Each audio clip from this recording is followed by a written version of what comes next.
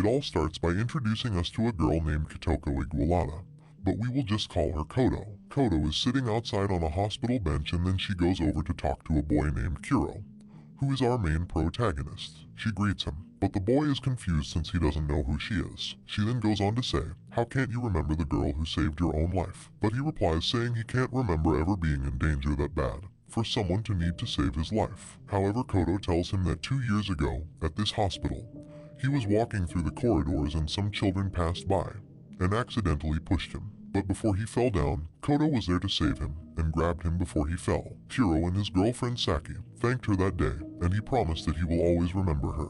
And at that moment, it was love at first sight for Kodo. Kodo was so intrigued at the sight of Kuro, and she even refers to him as a goat-like figure with 2 demon horns, but to everyone else he looks like a normal boy. We now go back to the present, and Kuro tells her he now remembers her, and then apologizes and tells her he's not good at remembering girls' faces, especially as she's wearing a new hat. She then sits down beside him and reintroduces herself to make sure he will never forget her ever again. Kodo then proposes that they should start dating because she knew his relationship with his ex-girlfriend Saki had ended, and he was single, but she wants him to tell her the reason why they broke up.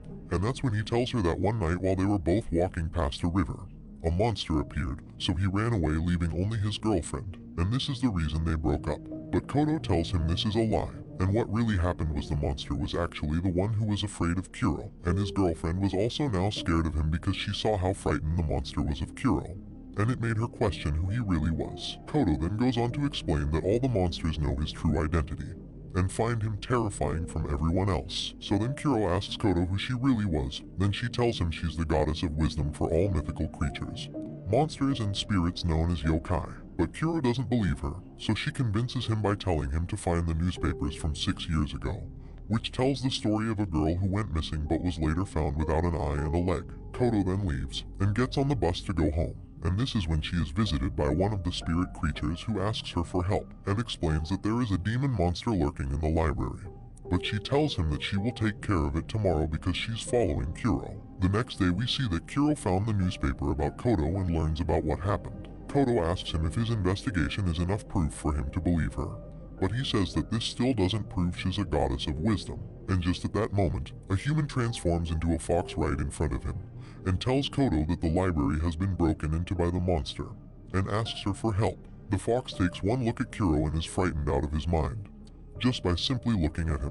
After seeing the fox transform, he tells her that he now believes her story, and then they both head over to the library. When they arrive at the library, she tries talking with the monster, but it ignores her command and tries to attack her. Since Kuro can't control it either, they then try to escape. But after running for a while, he turns around and stands in front of the monster, and it ate his whole arm. Kodo gets scared, but we see that Kuro is immortal and has body regeneration, and the monster dies after eating Kuro's flesh. Kodo is shocked by this and starts asking Kuro to reveal who he really is. And then Kuro says, "You can just ask your mythical creatures who I am."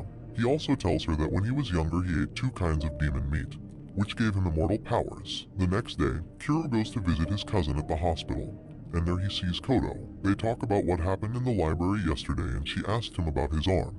He tells her that he's fine, and says when he was younger one of the meats he ate was from a mermaid, and that's why he has full body regeneration. But Kodo says that by eating mermaid meat you also inherit eternal youth.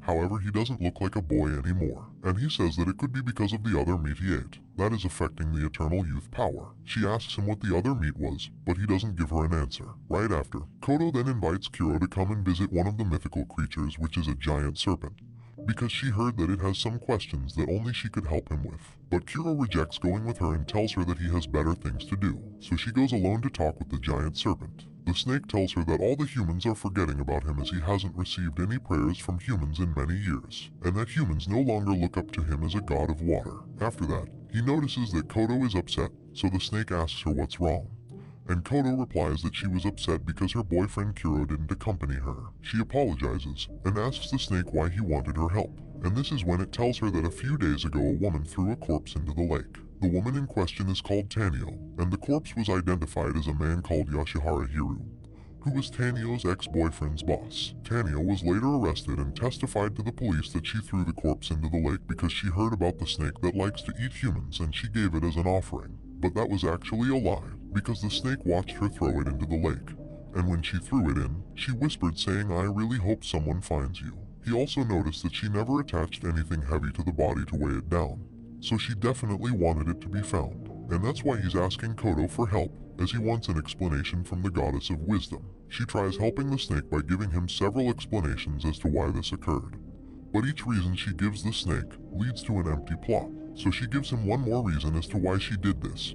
And she explains to the snake that it all started with her ex-boyfriend Machai, who died in the arms of another woman, and this woman was his co-worker. After Machai died, it was told that while he was working for Hiru, he played around with some numbers and embezzled a large sum of money to his account. He knew the boss would find out and he had nowhere to hide the money, and him and his co-worker were the only two people who knew about it, so they both agreed to die together in the bathtub.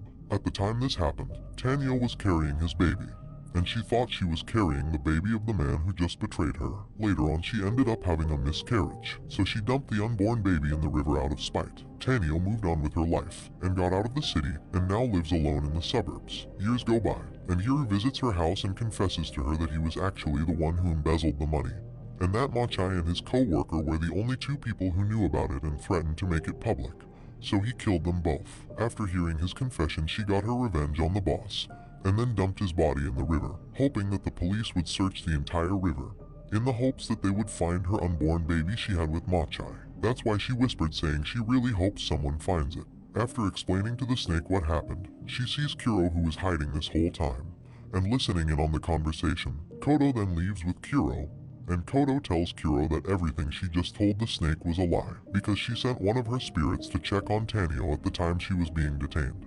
And the spirit heard her say the truth, and the real reason she did it was to see the snake eat the corpse. 2 years later, we see that Kuro's ex-girlfriend Saki is now a police officer. Saki and her partner discuss a recent case about a guy who crashed into the river while he was driving. Right after the incident, the guy told Saki he was distracted by a beautiful ghost.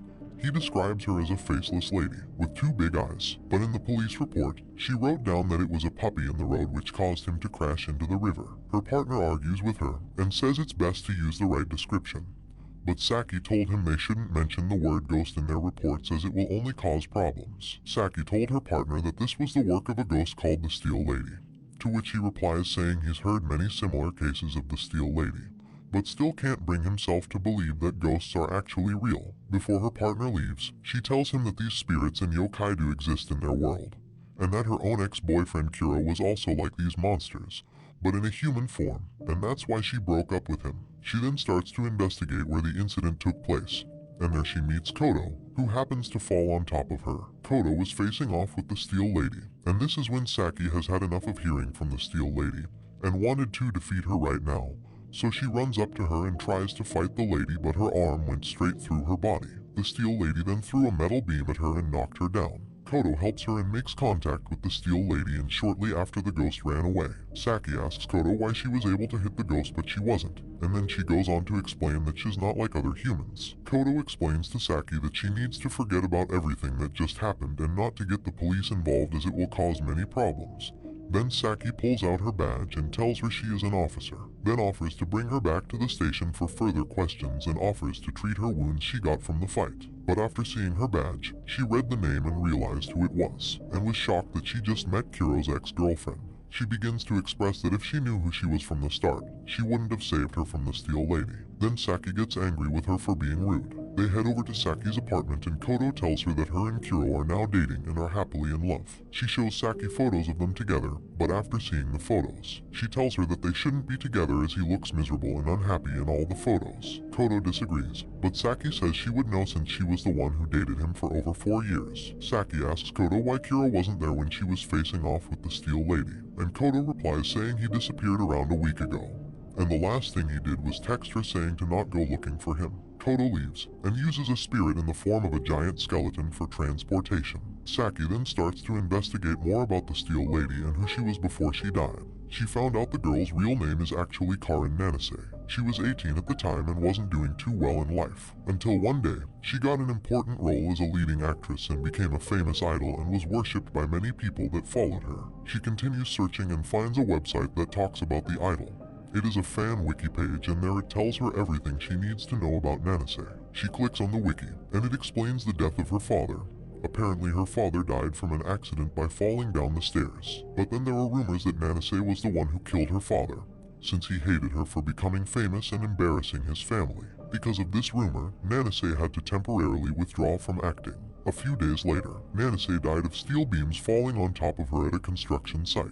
Koto is also now searching for a way to defeat the Steel Lady, because all of her spirits and little creatures are too afraid of her, and since she's their goddess, she feels like she has to be the one to stop her. Later, Koto visits a restaurant and is greeted by a spirit that tells her the Steel Lady had appeared.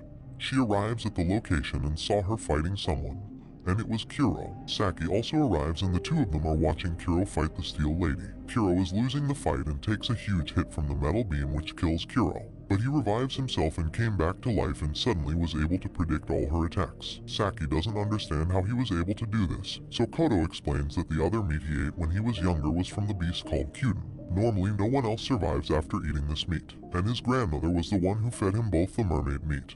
And after that his final test was to eat the meat of the Kyuden beast. After eating the Kyuden, he gained the ability to see into the future. However, he can only use this power when he dies, so when the Steel Lady kills him, he uses this power to see into the future, and when he comes back to life, he can predict all her moves. We return back to the fight and Kuro breaks her neck, but apparently this didn't hurt her because she fixes herself and then runs away. Then Kuro sees them both watching him, and they all decide to meet in Saki's apartment. They all talk about what they can do to defeat the Steel Lady.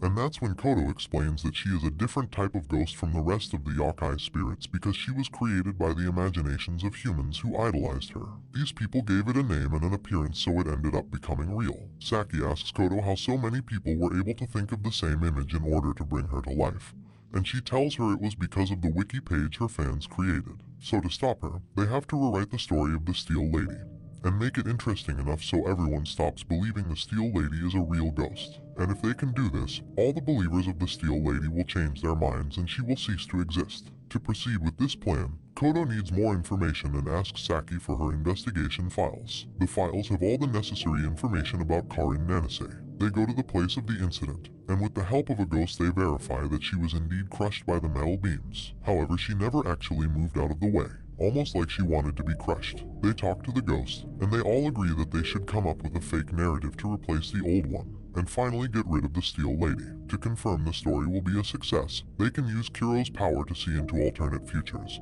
and he can see the future of where the Lady Nanase will no longer exist. That night, we also see that Saki's partner was a victim of the Steel Lady. With the news of this spreading, Koto's chances of defeating the Steel Lady decrease, so she starts thinking fast to come up with a story to defeat the Steel Lady once and for all. After a few hours, she has 4 solutions to be able to get rid of the Steel Lady. But this leaves her very tired and she wants to sleep, so Saki and Kuro head out to get some food. She asks Kuro why he's dating Koto since she's not his type, and she also tells him that she knows the truth, that he is in love with his cousin Rika who has been in the hospital for over 3 years. And this is who Kuro regularly visits. They go to meet his cousin, but when they meet her, Saki was frightened just like the time she broke up with Kuro. Kuro explains to Saki that even though she's sick, she won't die because she has the same powers as him, and she also ate both of the demon meats. After Koto wakes up, she talks with Saki who asks her if she knew about Rika having the same power as Kuro. She tells Saki that she knew about this and they start piecing together who she really is. Koto explains that after they discharged her from the hospital, she stayed with them for a few weeks. At first they didn't get along, but over time they became friends. While she was staying there, she noticed that Rika was always on the computer and also liked to create art. But one day, she suddenly left. She never realized up until now that she was the one who created the page of the Steel Lady, as she has the same painting style as the image shown on the wiki. But Koto could never imagine that she was the one behind this. She then realized that Kuro already knew about Rika being the creator of the Steel Lady, and that's why he was gone for over a week, because he went out to go find her, and that's why he told Koto not to go looking for him. This is why it's been so hard to defeat the Steel Lady, because Rika has been using her power to see the future, and she always finds the one where people believe in the Steel Lady the most. But each time she uses the power, she dies and comes back to life, making her body frail as she's done this hundreds of times to keep the ghost alive. A yokai spirit visits Koto and told her she found the Steel Lady, and Koto says this will be the final night to defeat her. They will need Kuro to fight the Steel Lady while Saki and Koto write fake stories on the wiki page to try and convince the masses to stop believing in her so she gets weaker and finally disappears. Rika is seen using her power, where she chooses a future where the Steel Lady will still exist, and Kuro is trying to do the opposite. Kodo tries to convince people on the site that the ghost isn't real, and that it's an actual person dressing up as the Steel Lady in order to get away with committing crime, because they know the police investigations will never lead toward the real culprit. However, she fails to convince the people on her theories, and they always contradict her arguments. She tries telling them many other reasons as to why she doesn't exist but fails. So this leads to her fourth and final story, where she tells the wiki that Karin Nanase is actually still alive, and she wanted to find a way to get out of the spotlight due to all of the rumors about her killing her father, which led to her being abandoned by the rest of her family and her sister, and she wanted a fresh start. She does this by finding a look-alike of herself, and when she met her, they started talking and became friends. One day, she asked her for a favor, which was to become a decoy and help her direct the paparazzi away from the location. She agrees to help Nanase and begins to dye her hair and wear Nanase's clothes. She tells her to run into the construction site and she will meet her there later. She then hit her unconscious, and right after crushed her face with the steel beam so she couldn't be fully identified. This way Nanase could pretend to be her instead and live a normal life. But some of the users start asking what was the point of Steel Lady Nanase if the real Nanase was actually alive. And then other users point out that the real Nanase might be the one who created her and made the wiki herself in order to make the world believe she was really dead. Thanks to this, everyone started to believe that Nanase was actually still alive, and she created the website herself in order to hide the fact that she was alive, and this is when Kuro finally defeats the ghost, and she disappears from existence. Their final step is to find Kuro's cousin and defeat her, but I guess that will happen in Season 2 of Inspector. Thanks for watching.